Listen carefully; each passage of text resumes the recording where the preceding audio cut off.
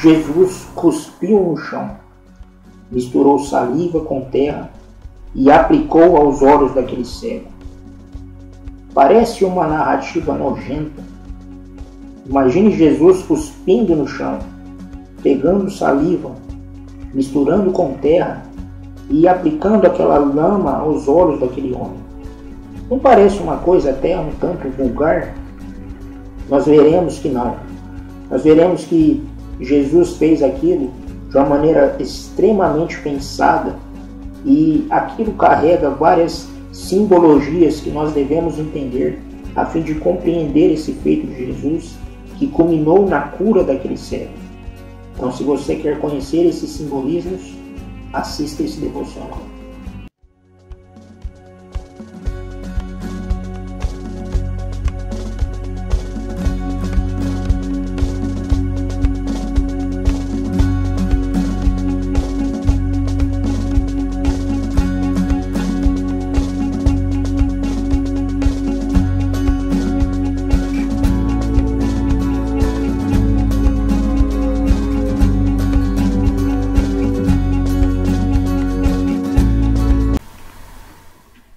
Olá, seja bem-vindo a mais este devocional.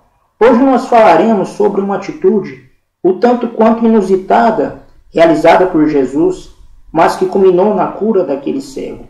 Talvez você que tenha lido esse texto algumas vezes, embora feita de maneira superficial, você pode ter, na verdade, tido a aparência ou a sensação de que Jesus ali fez algo um tanto vulgar. Imagina ele cuspir e aplicar da saliva, da sua própria saliva, misturada com terra nos olhos daquele cego. Já não bastava aquele homem ser cego e passar por tal assinte, vamos dizer assim. Mas nós veremos aqui que as atitudes tomadas por Jesus são carregadas de simbolismos espirituais, que são importantes a gente entender, a gente conhecê-los, a fim de que possamos aplicar a nossa vida. Então vamos começar pelo fato de Jesus ter cuspido no chão. Obviamente que Jesus não estava querendo humilhar aquele cego, porque hoje, por conta do contexto cultural que nós temos vivido, quando você cospe diante de alguém, isso é uma representação de desprezo, ou seja, quem cospe diante de alguém, na verdade tem a intenção de menosprezar aquela pessoa. Mas nós não podemos aplicar esse significado aqui. Ou seja, Jesus de maneira nenhuma estava querendo humilhar aquele cego. Jesus de maneira nenhuma estava querendo que aquele cego passasse por uma situação de tamanho constrangimento. Mas pelo contrário, Jesus queria que aquele cego fosse curado na sua cegueira, obviamente. Mas olha que interessante, aqui estão alguns princípios que nós precisamos conhecê-los.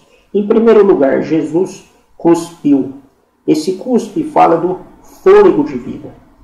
Quando você cospe, você ali, juntamente com a sua saliva, você também emite oxigênio, você emite ali tanto oxigênio como uma liberar de CO2, mas vamos ficar com o oxigênio. Assim como nós liberamos quando nós falamos, ou seja, nós precisamos do oxigênio para falar, mas quando você cospe, você ali emana também, juntamente com a saliva, do fôlego, ou seja, do oxigênio. E ali nós temos que nos remeter à narrativa de Gênesis 2:7, obedecendo o princípio de que a Bíblia interpreta a própria Bíblia, que é o princípio canônico de interpretação das Escrituras. Então ali em Gênesis 2:7, a Bíblia diz que formou Deus o homem do pó da terra e soprou nas suas narinas. E soprou nas suas narinas o fôlego de vida. O termo soprou ali é vai pá. Ele soprou. E o fôlego de vida é o termo Nishmat Haim. É interessante esses termos, porque o Nishmat Haim fala do fôlego de vida, mas o Nishmat, que significa fôlego, é diferente do Ruá, que significa sopro ou vento.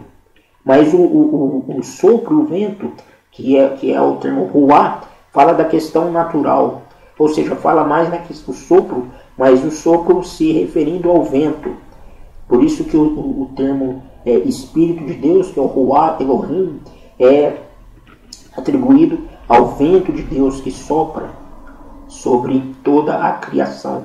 Mas o termo Nishmat Haim, que vem do termo Nishmat, fala do fôlego como sopro, mas o sopro não um sopro, apesar desse termo também ser aplicado ao sopro humano, mas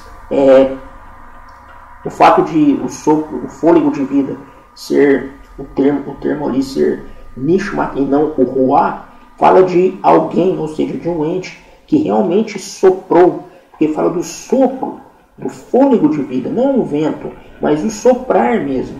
Então ali o termo é o soprar, Vaipar, ele soprou o fôlego de vida, ou seja, o sopro de vida, o Nishmat Haim, o fôlego de vida.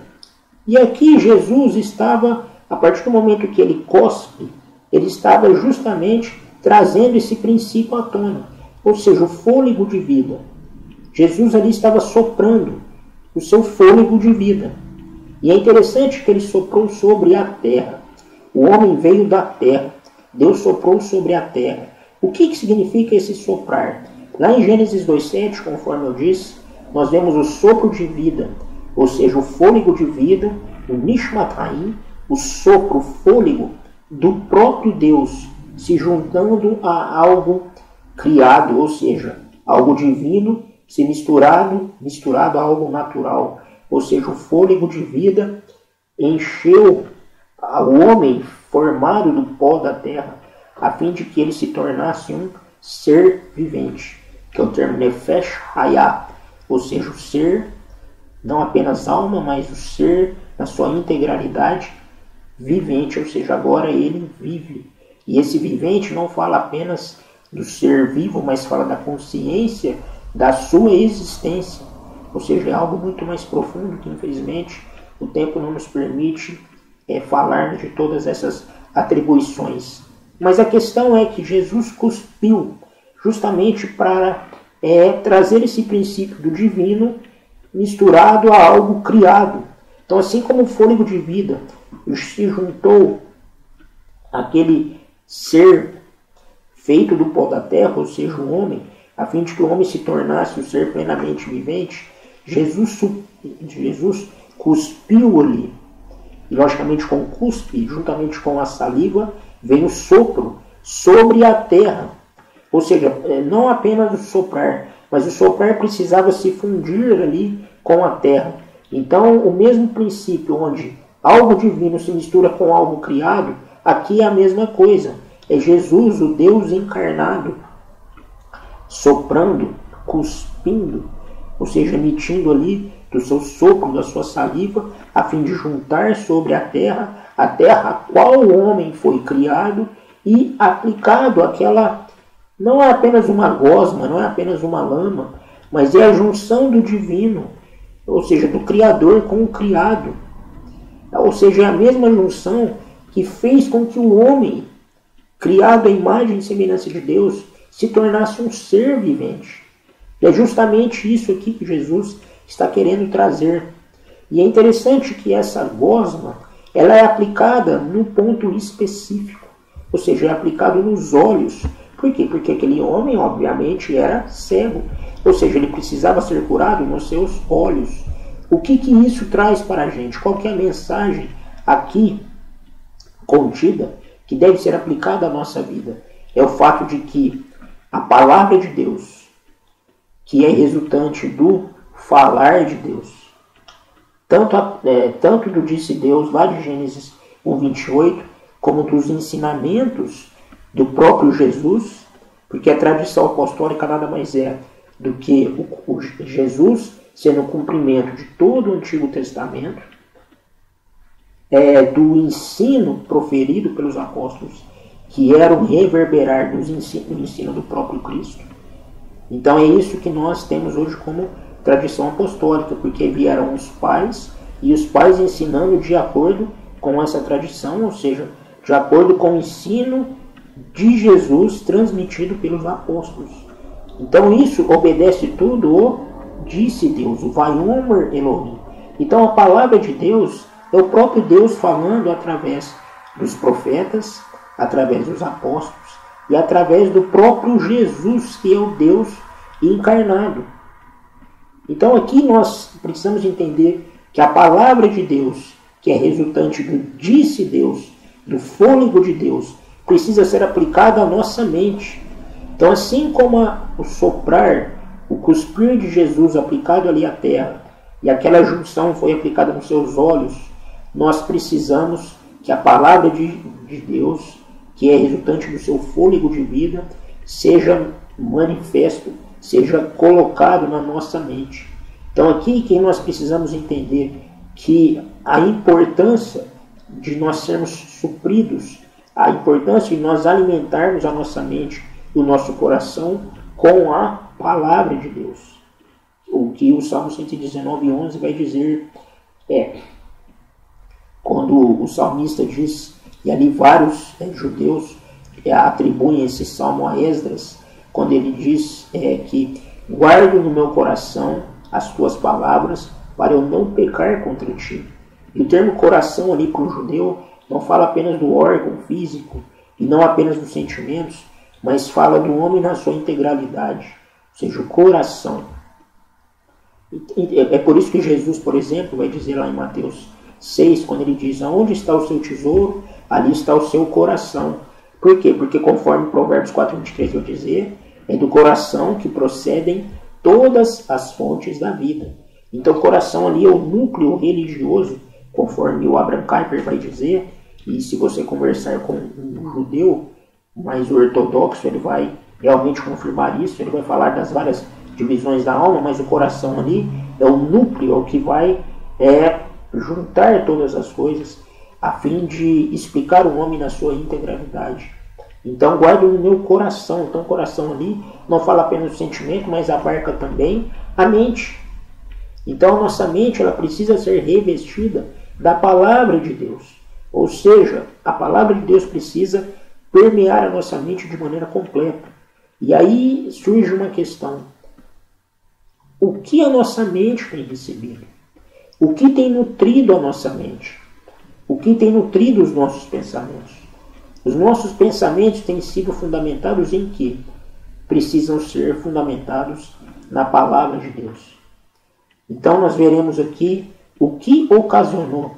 Porque não foi apenas o ministrar daquele barro ali, daquela lama feita pela saliva de Jesus. Mas aqui nós precisamos entender o princípio de que, assim como aquela lama que Jesus realizou a partir do seu fôlego, a partir do seu cuspir, aplicada aos seus olhos, a palavra de Deus precisa ser aplicada plenamente, constantemente à nossa mente. Que é exatamente o que o apóstolo Paulo vai dizer na transformação pela renovação da mente ali em Romanos 12:2. Ou seja, nós precisamos pensar não de acordo com o pensamento secular diz, mas de acordo com a palavra de Deus, a fim de que a nossa cosmovisão esteja fundamentada na verdade estabelecida pelo próprio Cristo, que conforme ele mesmo disse, é o caminho, a verdade e a vida. Beleza, pessoal? Espero que vocês tenham um bom dia, fiquem com Deus e até o próximo devocional.